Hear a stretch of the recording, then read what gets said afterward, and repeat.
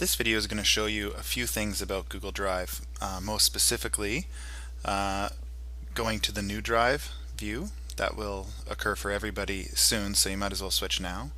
And number two, setting it up so that you can use Google Drive as the repository for classroom photos for the year so that they can easily be shared with students and parents.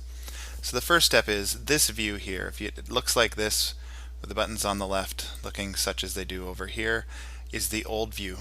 You'll need to click on the gear and go to Experience the New Drive. I suggest you do this only because they are changing it and updating it, and in the next little bit it will be forced upon you, so you'll be surprised. It's better to jump in and take a look before you get surprised. So now that I've got the new view of Drive, what I'm going to create is a new folder. In this folder I'm going to call it Class Photos 2014-2015 Mr. H.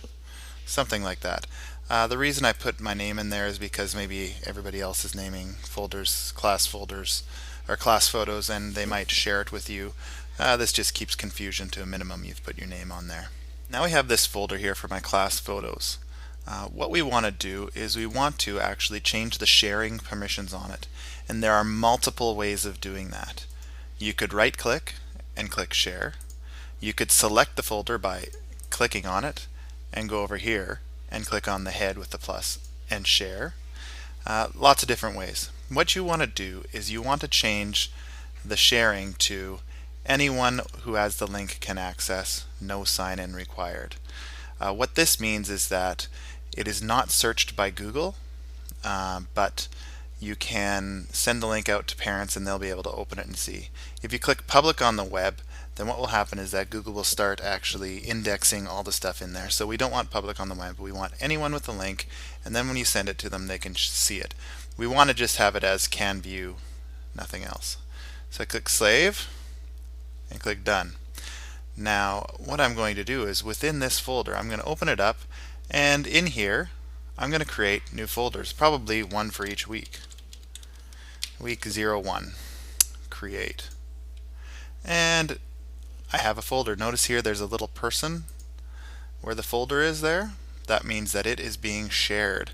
You know that. So I'm going to open up this folder and I have images that I want to put on it. So I'm just going to open up some pictures here, some of my images that I want to put in there. I'm just going to highlight them and drag them in. Again, I would not put every single photo that you put in here that you've taken. Put the best photos in. Seeing the back of somebody's head while they're working on a computer is not the best looking image, the best looking photo. I've got my images getting loaded up there. If I click back up here on the top, they'll still continue uploading into the folder, and you'll see that it is populating with these. So that's how you get the images up there, and parents will be able to see these. So how do you get them the link? That's actually pretty easy. I'm going to go back to my drive and my class photos over here. You can get back to your drive multiple ways. I clicked along the top. When you go in, you have the path right up here at the top. I'm just going to go back to my drive. If you right click on the folder, you can click on show link, and beautiful, it pops up. Guess what you can do? You can press Command C to copy that link, and now you could share that with anybody. So what I'm going to show you now is what that would look like for parents. Here's a new tab. I'm going to paste and go. Parents are going to have this open up, Class Photos 2014-2015 Mr. H. They'll click on it. Oh, look at thumbnails. They'll be able to click on them, and now there's a nice little viewer they can click through. And guess what? That link never needs to be updated. You can keep that link on your newsletter or in your email so that parents can just click on it and they'll automatically go there. And if you're keeping them all nicely organized, like we discussed with the folders, I'm going to close this, discussed with the folders in here, making sure that you have week 1 folders, week 2 folders, all that, they're going to very easily be able to get to the pictures.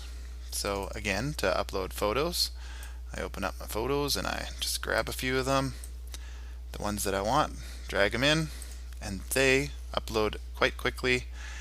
That is getting on your new drive and creating sharing folders that you could utilize for the classroom for the year.